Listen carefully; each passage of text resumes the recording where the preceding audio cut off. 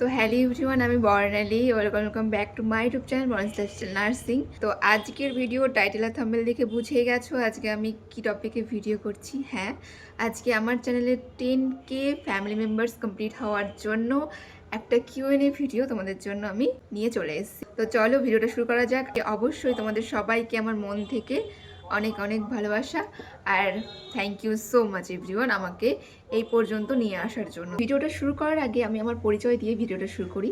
তো hello everyone, আমি বর্ণালী। আমি 2 বছর এএনএম ট্রেনিং কমপ্লিট করার পর এখন একজন হেলথ অ্যাসিস্ট্যান্ট ফিমেল পদে নিযুক্ত আছি এবং আমার বাড়ি দক্ষিণ দিনাজপুর এবং আমাকে এই চাকরি সূত্রে থাকতে হচ্ছে পূর্ব বর্ধমানে।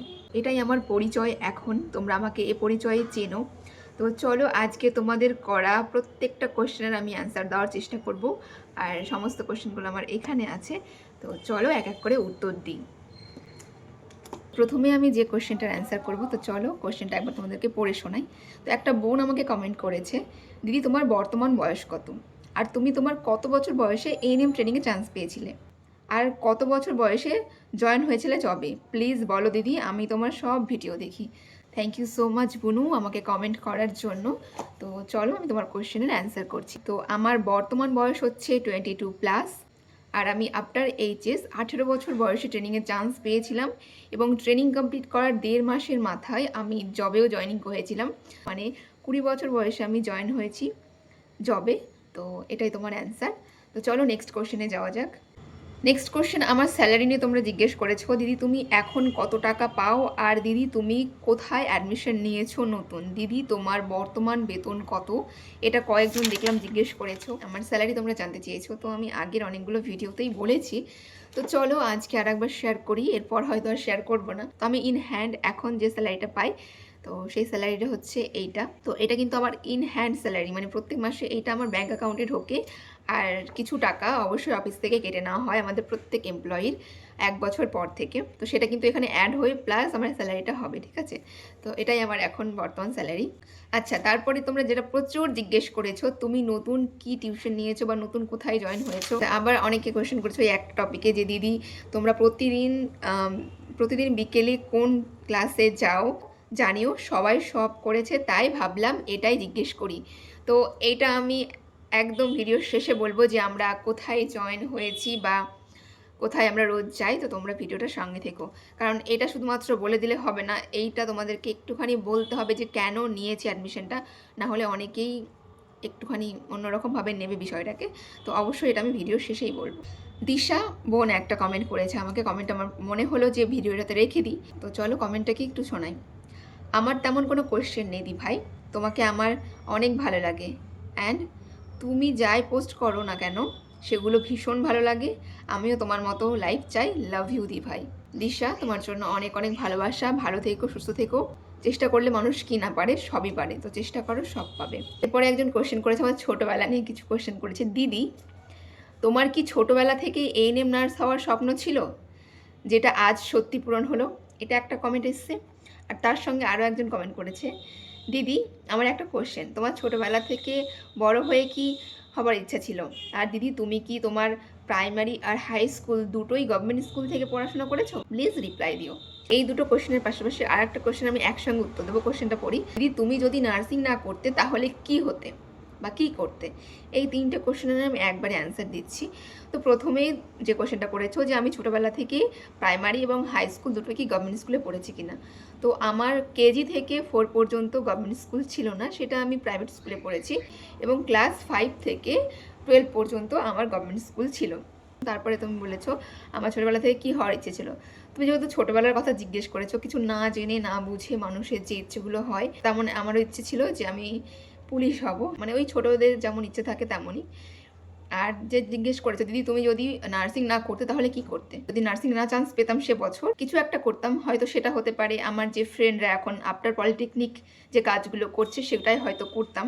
কারণ আমি যে বছর নার্সিংয়ের জন্য এক্সাম দিয়েছিলাম সে বছর আমি মালদা পলিটেকনিক কলেজে অ্যাডমিশন হয়েছিলাম। তো হয়তো নার্সিং না চান্স পেলে সেটাই করতাম, এখন হয়তো আমি তাদের মতোই কাজ করতাম। তো এটাই আমার ছোট থেকেই ইচ্ছে ছিল এটা, যে আমি কখনো বসে থাকবো না, আমার লাইফের মোটিভই ছিল যে আমি কিছু একটা করব, আমি নিজের পায়ে দাঁড়াবো, এটাই ইচ্ছে ছিল আমার। তো তোমাদের কোশ্চেনের অ্যান্সার করলাম। চলো নেক্সট কোশ্চেনে যাওয়া যাক। আরেকজন কমেন্ট করেছো, দিদি তোমার ভিডিও দেখে অনেক হেল্পফুল হই, খুব ভালো লাগে, তোমার ভিডিও দেখে এনএম সম্পর্কে ফার্স্ট জানতে পেরেছি। এই যে কথাটা তুমি বললে, এটা সত্যি যখন আমি লিখছিলাম আমার তখনই মনে হচ্ছিল যে যাক, ভিডিও করাটা আমার সার্থক। আমি কাউকে একটা যে কিছু জানি না তাকে এনএম সম্পর্কে বোঝাতে পেরেছি, আমার ভিডিও দেখে এইটুকুনি তো জানতে পেরেছে। তো থ্যাংক ইউ সো মাচ আমার ভিডিও দেখার জন্য আর এত সুন্দর কমেন্ট করার জন্য। তো চলো নেক্সট কোশ্চেনে যাওয়া যাক। আরও একজন আমাকে কমেন্ট করেছে, তোমার লাইফ স্টোরিটা বলো। কি বলো তো, আমি আজকে এই জায়গায় দাঁড়িয়ে মনে করি যে আমার লাইফ স্টোরি বলার মতো আমি কোনো রকম জায়গায় এখনও এসে পৌঁছাইনি। আমি তো বাড়ির বড় মেয়ে, আর সেদিক থেকে দাঁড়িয়ে আমার মনে হয় যে যতদিন আমার ভাই সাকসেস পাচ্ছে ততদিন হয়তো আমি নিজেকে সাকসেসফুল বলতেই পারবো না। তো আমি চাই যে আমার পেছনে যেমন কোনো গাইডেন্স ছিল না, উইদাউট সাপোর্ট আমি এসছি, আমার ভাইকে আমি ততটাই সাপোর্ট দিতে চাই। ওর যেভাবে হেল্প দরকার, যতটা দরকার আমি সবটা দিতে চাই। এবং যদি কখনো আমার ভাই সাকসেস পায়, আমি বলছি না যে পাবেই, কারণ প্রচুর কম্পিটিশন, প্রচুর হার্ডওয়ার্ক করতে হয় তবেই একটা মানুষকে একটা জায়গায় দাঁড়ায়। এটাই বলবো যে আমি এখনও নিজেকে সাকসেসফুল মনে করি না। যেদিন আমি আমার ভাইকে সাকসেসফুল দেখবো বা আমার ভাইকে সাকসেসফুল করতে পারবো, সেদিনই ভাববো যে আমি কিছু একটা করতে পেরেছি লাইফে। কারণ আমি চলে যাওয়ার পর সে থাকবে আমার ফ্যামিলিকে সাপোর্ট করার মতো। তো এটাই আমি এখনও মনে করি আমি সাকসেস হইনি। যখন আমার ভাই সাকসেসফুল হবে, যদি কখনো হয়, তখনই আমি বলবো যে আমি সাকসেসফুল, আমি কিছু একটা করতে পেরেছি। তো চলো নেক্সট কোয়েশ্চেনে আসা যাক। তো তোমরা যারা আমাকে কমেন্ট করেছো, দিদি তুমি কোথায় নতুন অ্যাডমিশন হয়েছো, কোথায় তোমরা রোজ বিকেলে যাও, তো সেটার উত্তরে এখন দেওয়াটাই হয়তো বেটার হবে। তো চলো সেই উত্তরটা আমি দিই। আমি কোথায় অ্যাডমিশন নিয়েছি সেটা বলার আগে কিছু কথা তোমাদের সঙ্গে শেয়ার করি।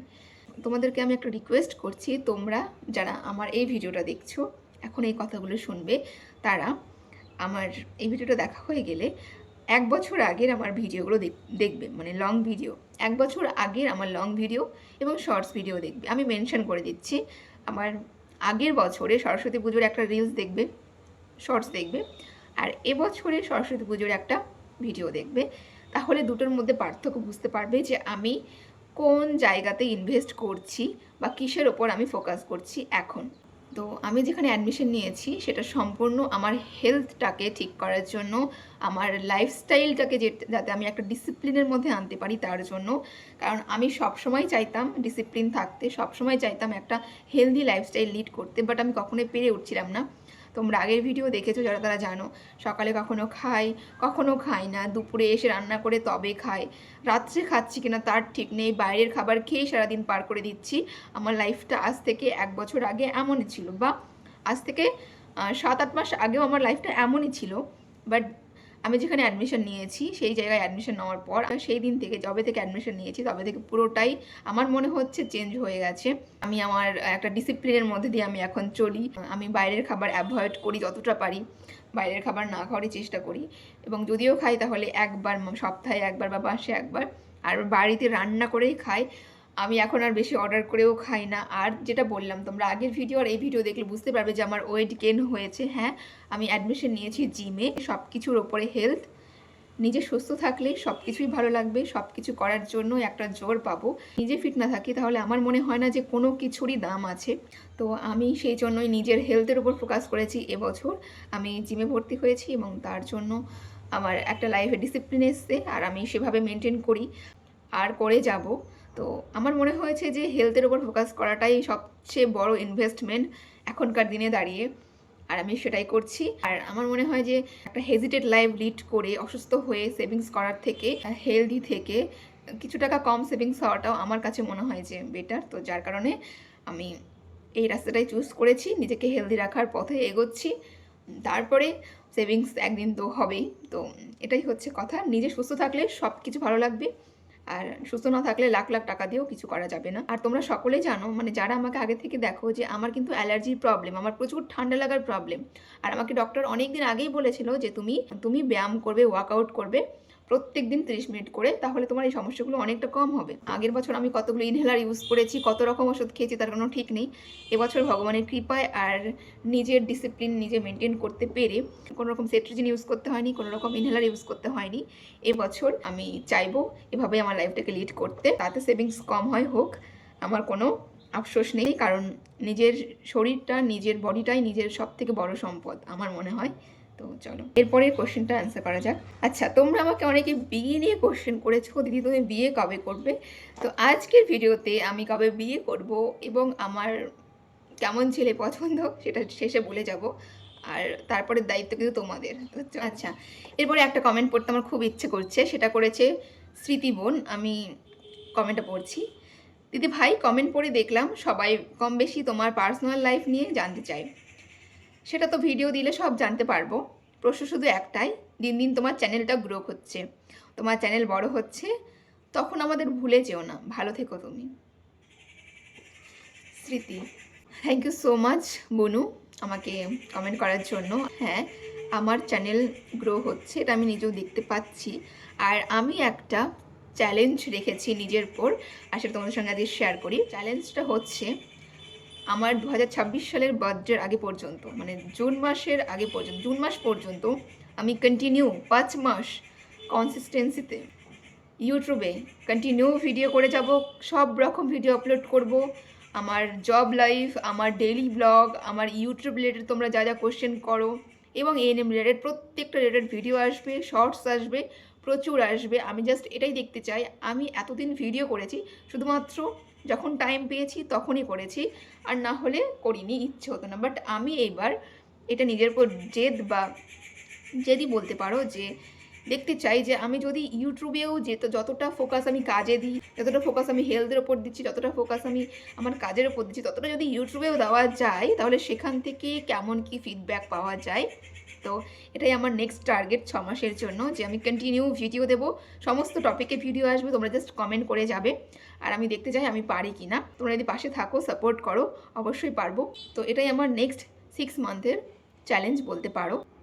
আর তোমাদেরকে ভুলে যাওয়ার প্রশ্নটা একেবারেই আসে না, কারণ তোমরা ছাড়া আমি কিছুই না, তোমাদেরকে কখনো ভোলা যাবে না। তো চলো নেক্সট কোশ্চেনে যাওয়া যাক। আচ্ছা, এই ভিডিওতে যারা তোমরা এএনএম এর ফিউচার জানতে চাইছো, এএনএম রিলেটেড কোশ্চেন করেছো, তো তাদেরকে বলি প্লিজ তোমরা কিছু মনে করো না, আমি এই ভিডিওতে সেই সম্পর্কে ডিটেলসে বলতে পারছি না, তাহলে অনেকটা লং হয়ে যাবে ভিডিওটা। আমি কথা দিচ্ছি এর নেক্সটেই, হ্যাঁ এর নেক্সট ভিডিওই আমি এভাবেই শ্যুট করবো, আজই শ্যুট করবো, তোমাদেরকে পার্ট করে দেবো ভিডিওটা। এর পরের ভিডিওটাই আসবে এএনএম সম্পর্কে তোমরা যা যা জানতে চেয়েছো তার উপরে। তো প্লিজ তোমরা সেই ভিডিওটা একবার চেক করে নেবে, এর পরের ভিডিওই কিন্তু সেই ভিডিওটা আসবে।